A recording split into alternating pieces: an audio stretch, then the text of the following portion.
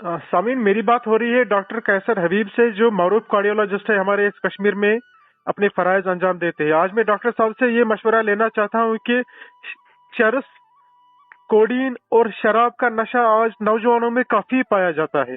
सबसे पहले मैं बात करूंगा चरस की। डॉक्टर साहब अस्सलाम वालेकुम। अस्सलाम वालेकुम। डॉक्टर साहब कैसे हो आप? अल्हम्दुलिल्लाह अल्हम्दुलिल्लाह डूइंग वेल। डॉक्टर साहब, आजकल के जमाने में आप अगर देखते हो सर, हमारे मीडिया पे, सोशल मीडिया पे अक्सर ये न्यूज ज्यादा हाईलाइट होती रहती है कि नौजवानों में एक नशे की आदत ज्यादा लग गई है सर। मैं बताना चाहूंगा सर आपको, चरस, कोडीन और शराब, ये तीन चीजें आजकल नौजवानों में काफी ज्यादा पाई जाती है सर। आपकी क्या राय रहेगी? आप किस तरीके का मशवरा देना चाहते हो? आप एक मशहूर कार्डियोलॉजिस्ट हो सर।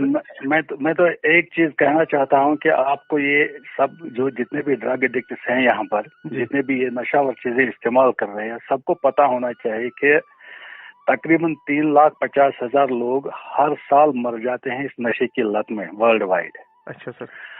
तो अगर हम अपने मुल्क का, इंडिया का सिनेरियो देखेंगे तो आपको पता होना चाहिए तकरीबन 2.5 करोड़ लोग जो हैं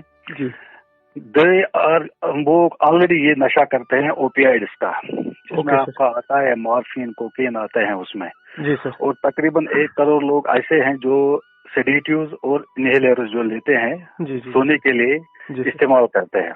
और तकरीबन 8.5 लाख लोग जो है वो इंजेक्टेबल इस्तेमाल करते हैं, नशावर इंजेक्टेबल, जिसको हम कॉमनली लेते हैं, हेरोइन लेते हैं, मॉर्फिन लेते हैं, वो तकरीबन 8.5 लाख लोग लेते हैं हमारे हिंदुस्तान के अंदर।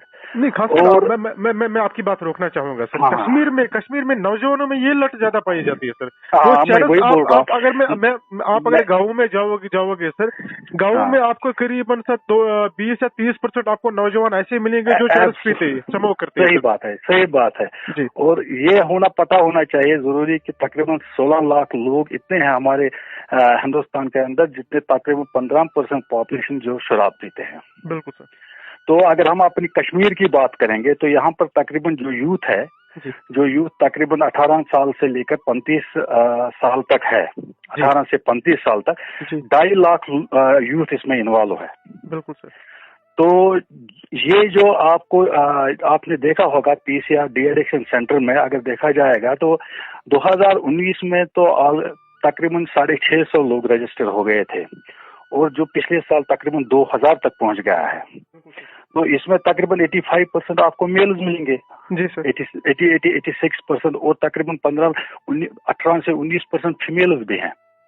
तो आपको ये पता होना चाहिए कि हमारे कश्मीर के अंदर ये खाली मर्द लोग इसमें इन्वॉल्व नहीं है जी, इसमें औरतें भी इन्वॉल्व है जी। अब इसका चरस और कोडीन का क्या असर पड़ेगा सर हार्ट के ऊपर? सर नहीं, चरस जितने भी हैं चरस पीते, पहले तो होता था ये एपिसोड जो लेते थे, पहले लोग लेते थे अर्ली 19 में, तो पहले ये दवाइयाँ खाते थे जिसको हम बोलते हैं बेंजोडाइज़ेपाइन, उसमें आता है अल्प्रोजोलम, आता है क्लोरडाइज़ेपॉक्साइड आता है, ये चीजें खाते थे। और उसके बाद आ गया कोडीन 19 लेटर ऑन, और उसके बाद जो अब है, अब का ट्रेंड है तो they are taking directly this cocaine and heroin and cannabis, जिसको हम चरस बोलते हैं। बिल्कुल सर। तो ये तो मुझे लग रहा है बहुत हद से ज्यादा हो रहा है, हद से ज्यादा। लेकिन उनको कोई शर्म आती नहीं है सर।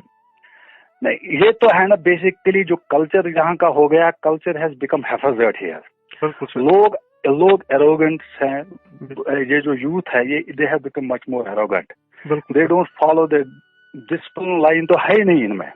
अब पुलिस भी कितना कर पाएगी सर? हमारे police obviously you cannot blame police is doing whatever they are doing, नहीं, वो तो कुछ वो कितना बर्दाश्त करेगी, पुलिस कितना बर्दाश्त करेगी? they cannot do it beyond a limit ji. Everybody has to get involved, especially this de-addiction has to start from the families. See, if you keep things available, money is available, you can buy it जी। आपका बच्चा phone लेकर घूम रहा है 30,000 का, और आपको माँ बाप को पता नहीं है व्हाट ही इज डूइंग। माँ बाप को पता नहीं wire from he is getting this, wire from he is getting the money, वो कहाँ से पैसा लाता है।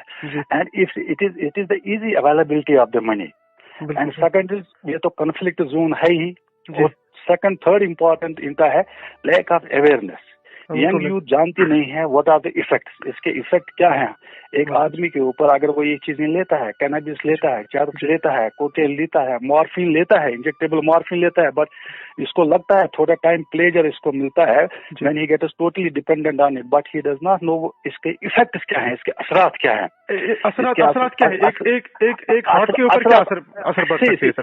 असरात के ऊपर इसका मेन इफेक्ट अगर आप हार्ट देखेंगे तो हार्ट को ये डिवास्टेशन करता है। अच्छा। हार्ट कैन देखे पेशेंट कैन डेवलप, इसको चेस्ट पेन हो सकती है, क्योंकि whenever he takes this drugs, जो इसकी आर्टरीज होती है जहाँ से ब्लड सप्लाई होती है हार्ट को, वो स्पाज्म में चली जाती है, यानी कि सुकड़ जाती है। अच्छा। तो ट्रांजिएंट ब्लड फॉल जो होता है, ब्लड सप्लाई जो होती है, ट्रांजिएंट ब्लड ये सप्लाई कम हो जाती है हार्ट मसल को।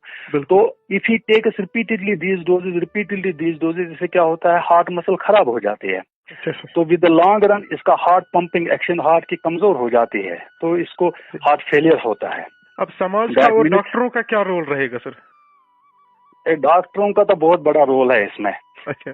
आजकल जितने भी बच्चे आते हैं मेजॉरिटी ये एंजाइटी डिप्रेशन लेके आ जाते हैं। बिल्कुल सर, आते हैं। जी हमको ये है, हमको वह है, और doctors are obviously they are over burden, rush बहुत रहता है, बाकी चीजें रहती है, but still we have to constrain whenever these young people do come, ये जब भी आते हैं, we too have to restrict these drugs। जी सर, लेकिन ये कोडीन आता, अगर गवर्नमेंट ऑफ इंडिया ने कोडीन बैन किया सर, लेकिन आता कहाँ से? नहीं आते तो कंपनियां तो बनाती हैं, लोग तो इससे आप एक ग्राम मॉर्फिन को इस निकोटीन को बेचो तो आपको 3,000 से 4,000 रुपए मिल जाते हैं।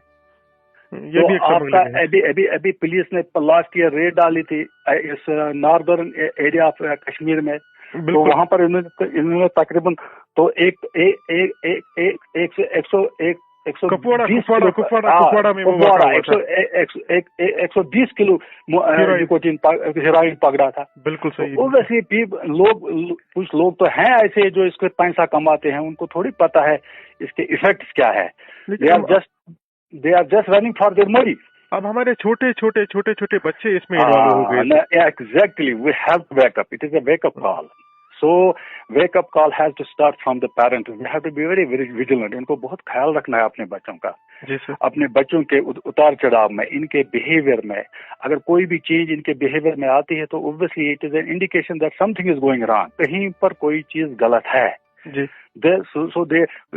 क्या है आजकल के माँ बाप को बोलो चमच ही क्या सिगरेट चमक, पहले तो उसको गुस्सा आता है, नाज डॉक्टर साहब का सिगरेट चमक एक कहमा करान, तो वो समझता है कि डॉक्टर इज जस्ट ये तो कुछ ऐसा बोल रहा है कि kidding, he is kidding, but parent should not, this is indirect hint towards the parents कि आप अपने बच्चों को जरा टटोलो, इनको देखो, चेक देयर बैग्स, स्कूल बच्चों के check their bag, check their behaviour, where they are going, ये किन के साथ उठते बैठते हैं, इसके ऊपर विजिल रखना है आपको। बिल्कुल सर। तो हमें जागना है, एज ए कम्युनिटी हमें फर्स्ट जागना है। यू कैन नॉट, ये सब कुछ आप पुलिस के ऊपर नहीं डाल सकते हो। बिल्कुल सर। लेकिन पुलिस की जिम्मेवारी है। आपको अगर देखा जाएगा तकरीबन 1,500 केसेस पकड़े गए थे जो ड्रग पैडलिंग में इन्वॉल्व हैं 2020 में, मगर अनफॉर्चुनेटली ओनली 35 वर booked under public safety act. बिल्कुल सर। बाकी छोड़े गए, they all should have been booked under the Public Safety Act। बिल्कुल, वो तो सही बात है, होना चाहिए। So that another person takes a lesson।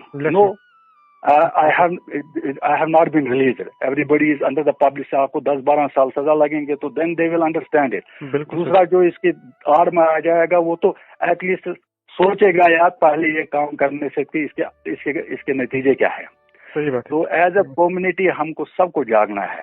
बिल्कुल। और as a community, as a father and mother अपने बच्चों का ख्याल रखना है, इनके बिहेवियर का ख्याल रखना है। देखो ये ड्रग जब भी कोई लेता है so there is a definitely change in the behaviour.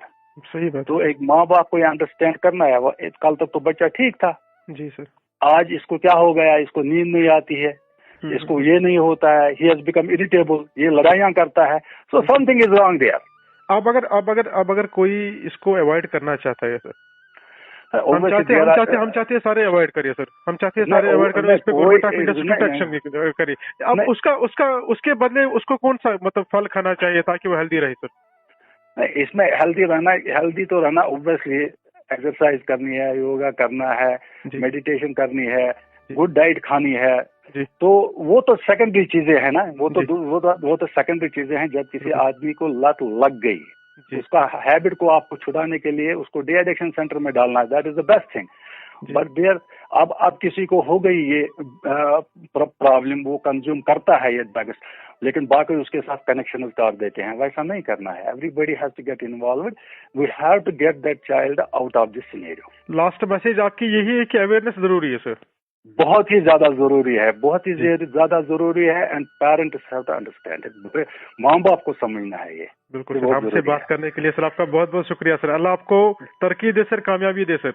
शुक्रिया, थैंक यू सर। अस्सलाम वालेकुम सर। अस्सलाम वालेकुम।